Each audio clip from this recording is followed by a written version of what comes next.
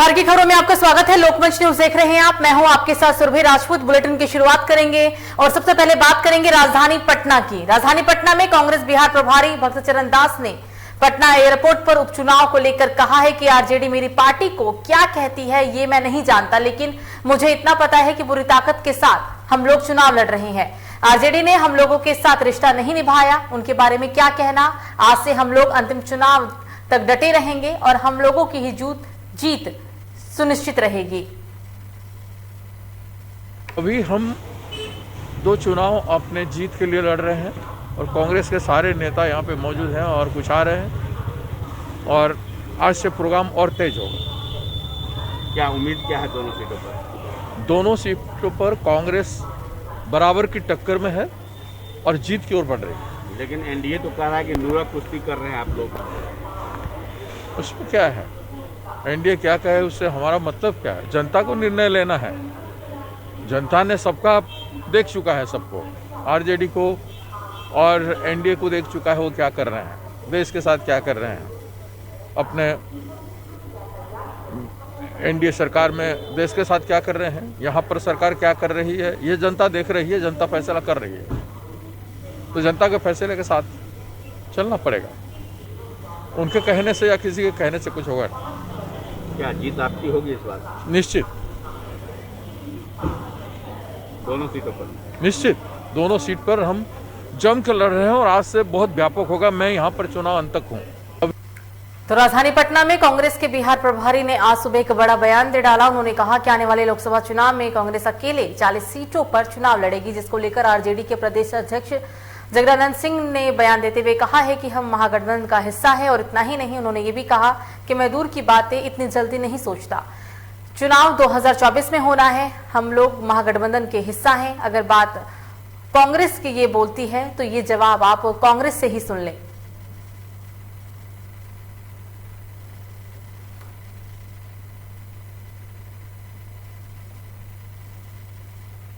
है उसमें हम लोग चाहते हैं सबको साथ लेके चलते। आपकी इच्छा का क्या होगा जब वो करेंगे?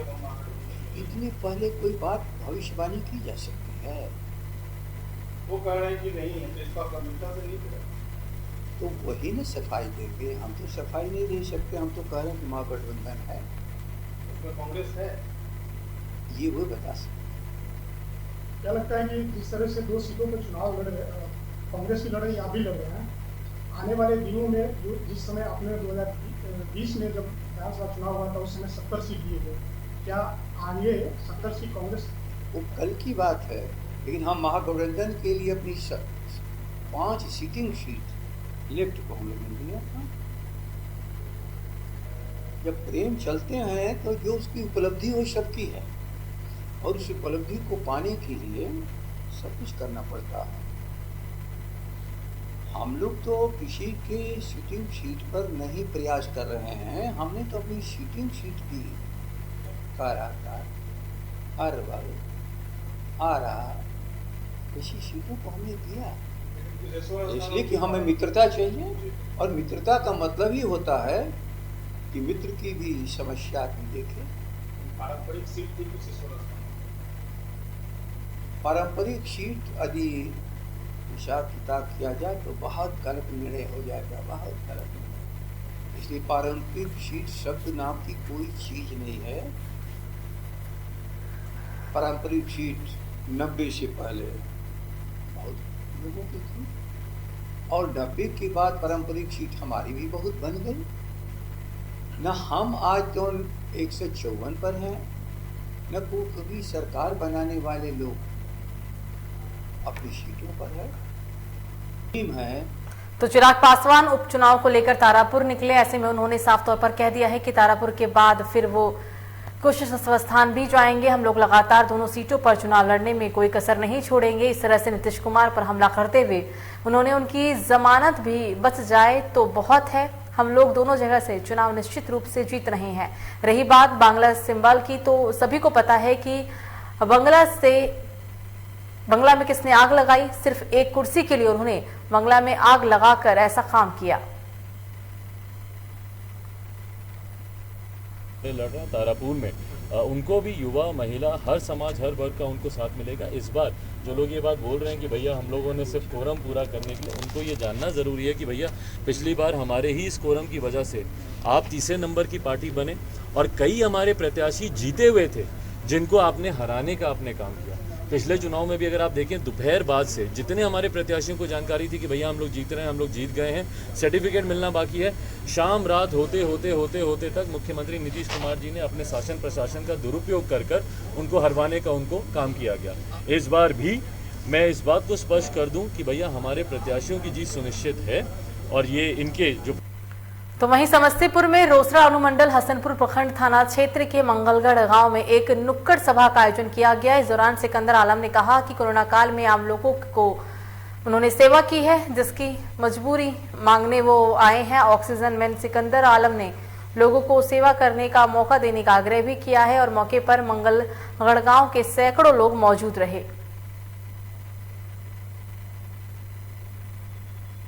तो बिहार के समस्तीपुर में डॉक्टर श्री कृष्ण सिंह की जयंती मनाई गई। जयंती समारोह की अध्यक्षता रालोसपा जिला प्रधान महासचिव नीरज भारद्वाज ने की। मौके पर मुख्य अतिथि के रूप में रालोसपा प्रदेश महासचिव जितेंद्र कुशवाहा उपस्थित रहे। रालोसपा कार्यकर्ताओं के द्वारा डॉक्टर श्री कृष्ण सिंह के तैलचित्र पर पुष्प अर्पित कर उनके कार्यों को भी याद किया गया। नगर कार्यालय में श्री कृष्ण जी का जयंती मनाया गया। जो श्री कृष्ण जी बिहार के सर्वप्रथम मुख्यमंत्री थे और गरीब गुरुआ के लिए पूरे काम किए और जमींदारी प्रथा को खत्म किए और इनके कार्यकाल में पूरा विकास का काम हुआ। इनको कार्यों के हम लोग अनुमोदन किए। क्या नाम हुआ आपका? श्री जितेंद्र कुमार कुशवाहा, प्रदेश महासचिव। हाँ बताइए, ये क्या कार्यक्रम है? आज समस्तीपुर लोजपा कार्यकर्ताओं के द्वारा राष्ट्रीय लोजपा कार्यालय रामबाबू चौक के इस कार्यालय में बिहार के आधुनिक निर्माता प्रथम मुख्यमंत्री श्री कृष्ण बाबू की 134वीं जयंती समारोह आहूत किया गया है। आज के जयंती समारोह के मुख्य अतिथि लोक जनशक्ति पार्टी के प्रदेश के महासचिव जितेंद्र कुशवाहा हैं। हम सभी लोजपा समस्तीपुर कार्यकर्तागण बिहार के प्रथम मुख्यमंत्री श्री कृष्ण बाबू के कार्यों को याद किए। वो जो देश की आज़ादी के बाद प्रथम बिहार के मुख्यमंत्री बने थे, उनके जो कार्य थे ऐतिहासिक कार्य हैं। खासकर उनके कार्य जो था, जो जमीन प्रथा कानून जो लागू किए, जमींदारी प्रथा का उन्मूलन किए और पूरे देश में एक संदेश देने का काम किए। बिहार एक ऐसा पहला राज्य था जहां ये जमींदारी प्रथा को समाप्त कर गरीब गुरु सभी को समान अधिकार दिलाए। साथ ही वो सभी समाजों को लेकर चलने का काम किए। उस समय जब छुआछूत थी, उसमें चरम सीमा पर था, तो उन्होंने दलित समाज को बाबा धाम के मंदिर में प्रवेश कराकर उसको विकास के मुख्य धारा में जोड़ने का काम किए। उनके विकास, इतने विकास के कार्य किए जिनको शायद ही हम लोग इस कम समय में चर्चा कर सकते हैं। आज जिसके उनके विकास के कारण उनका नाम वो बिहार के आधुनिक निर्माता के रूप में सब लोग उनको आज याद कर रहे हैं। तो बिहार के सीतामढ़ी में जिला युवा कांग्रेस ने गुरुवार स्टेशन रोड स्थित पेट्रोल पंप के पास विरोध प्रदर्शन किया। पेट्रोल डीजल की लगातार बढ़ती कीमतों और केंद्र की मोदी सरकार के खिलाफ जमकर नारेबाजी की गई। युवा कांग्रेस जिला अध्यक्ष मोहम्मद शम्स शहनवाज के नेतृत्व में कार्यकर्ता मोदी सरकार शर्म करो, पेट्रोल डीजल रसोई गैस के दाम कम करो के नारे लगाए। के नाम पर देश के आम आदमी के जेब पे डाका डाला जा रहा है।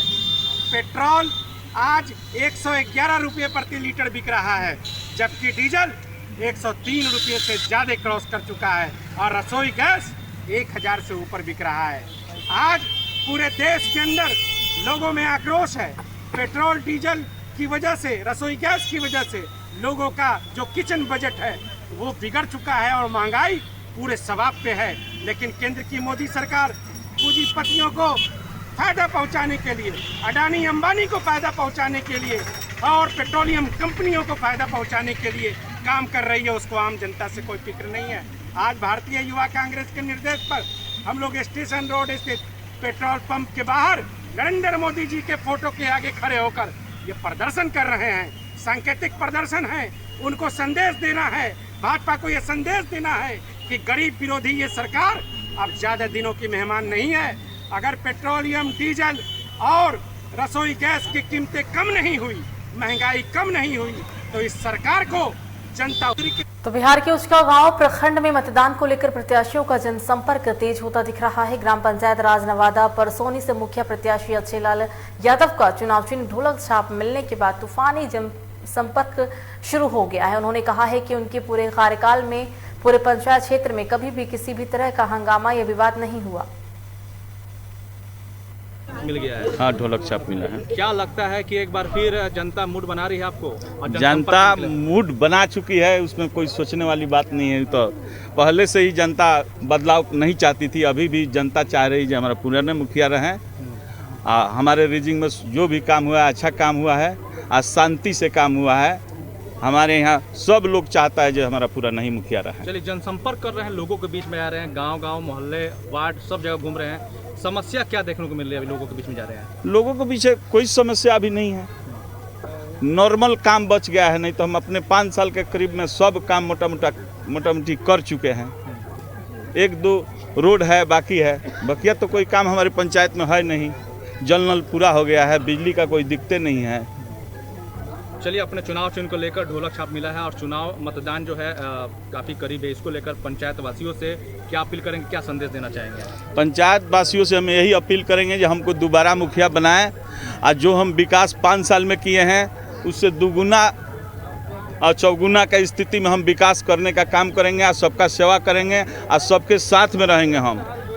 चलिए, मुखिया जी के बीच आज जनसंपर्क कर रहे हैं, लोगों के बीच में जा रहे हैं, क्या लग रहा है, क्या कुछ कहना चाहेंगे आप? हम कहना यही चाहेंगे कि 5 साल में मुखिया जितना काम किए हैं उतना पिछला 10 साल में नहीं हुआ है, और आगे 5 साल अगर मुखिया जी को मिलता है तो और ज़्यादा विकास होगा। क्या अगर इनकी जीत होती है तो आप लोग क्या मन बनाए, क्या इनसे आप लोग चाहते हैं कि किस तरह का विकास होना चाहिए था? पंचायत में एम्बुलेंस हर तरह से ये विकास के लिए तैयार हैं। पंचायत में एम्बुलेंस का व्यवस्था हो, शिक्षा का व्यवस्था हो, खेल का व्यवस्था हो।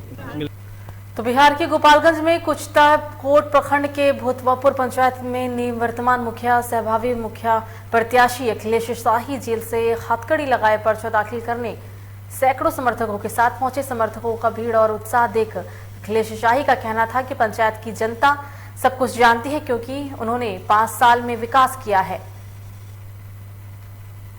जनता हमारी मालिक है, न्याय जनता के हाथ में है।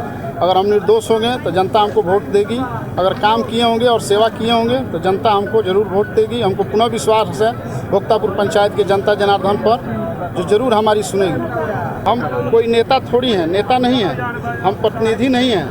हम एक गरीब परिवार के लड़के हैं और भोक्तापुर पंचायत के सभी गरीब जनता या छोटे से बड़े लोग जो भी हैं उनके बीच रहे हैं। वो लोग जरूर इस बार हमको मौका देगा फिर से पुनः। अगर अच्छा काम किए होंगे तो दोबारा फिर चुनेगा लोग।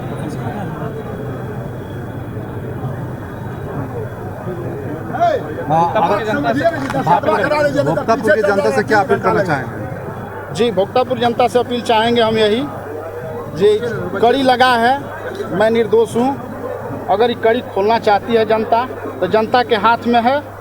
मैं किसी मामले में नहीं हूँ। मुझे पुनः विश्वास है कि जनता इस चीज़ को बखूबी पूछती है और इस पर न्याय हमको मिलेगा।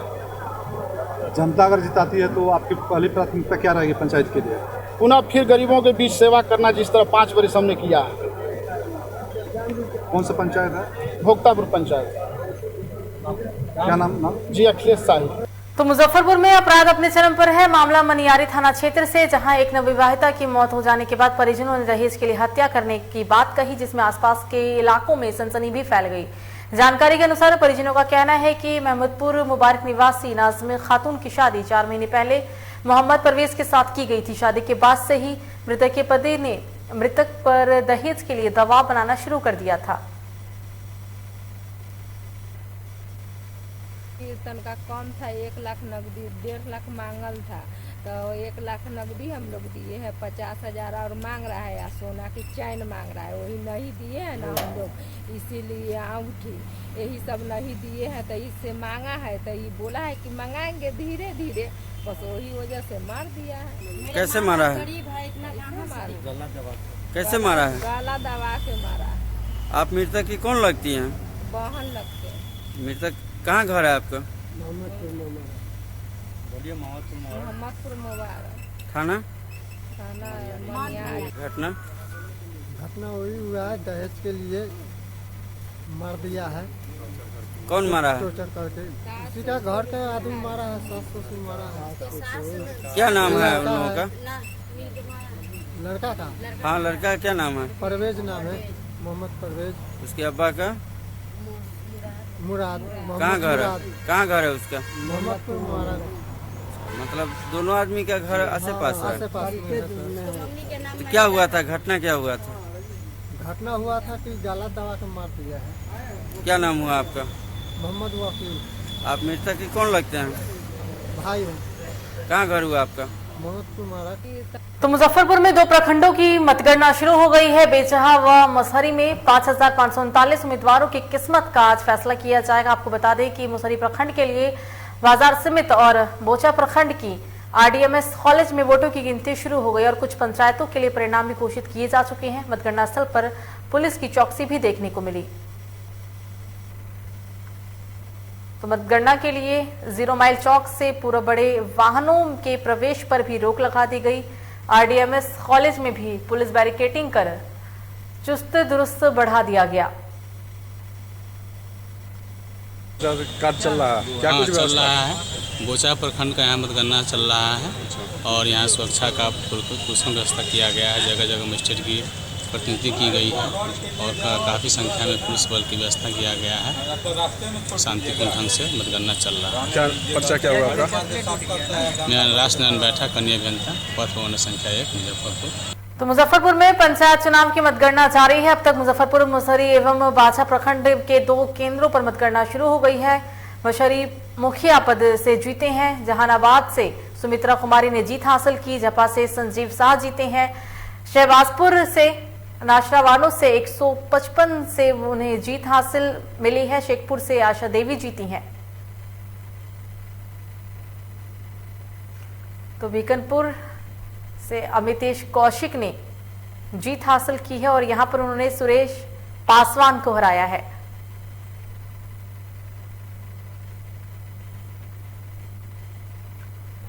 तो सुपौल में 2 दिनों से लगातार तेज हवा और बेमौसम बारिश से सैकड़ों किसानों की हजारों एकड़ में लगी धान की फसल बर्बाद हो गई। फसल बर्बादी से किसान काफी परेशान भी हैं। हालांकि आपको बता दें कि इस दौरान तेज हवा के साथ बारिश ने लोगों की समस्या को काफी बढ़ा रखा है। लगातार धान की फसल यहां जमींदोज भी हो रही है। धान की अधपकी फसल की वजह से किसानों को काफी नुकसान भी हुआ है। हम लोग का फसल बिल्कुल खराब हो चुका है। महंगी खाद बीज लेकर के हम लोग धान का फसल बोए, पकी हुई धान गिर गया है। एक तरफ सरकार किसानों के आय को दोगुना करने की बात करती है, जबकि किसान का हाल खस्ता है। हम लोग सरकार से मांग करते हैं कि हम लोगों के फसल का मुआवजा दिया जाए। लगातार 2 दिनों से काफ़ी बारिश हो रही है। किसानों की जो है बहुत क्षति है। जो पानी होने के कारण जो धान जो है पानी में गिर चुका है, उससे हानि होता है। जबकि अभी जो है खाद बीज और जो समस्या है काफ़ी महंगा है, जिससे किसानों को काफ़ी परेशानी होती है। तो हम सरकारों से अपील करते हैं कि जो गरीबों को जो कुछ मुआवजा मिल जाए तो बहुत बेनिफिट हो सकता है। बहुत सारा किसान जो होता है गरीब होता है। हम लोग जो है खाद बीज लेकर के बोते हैं, फिर भी पानी जो इस तो फिलहाल बुलेटिन में मुझे दीजिए इजाजत। लोकमंच न्यूज पर खबरों का सिलसिला जारी रहेगा। नमस्कार।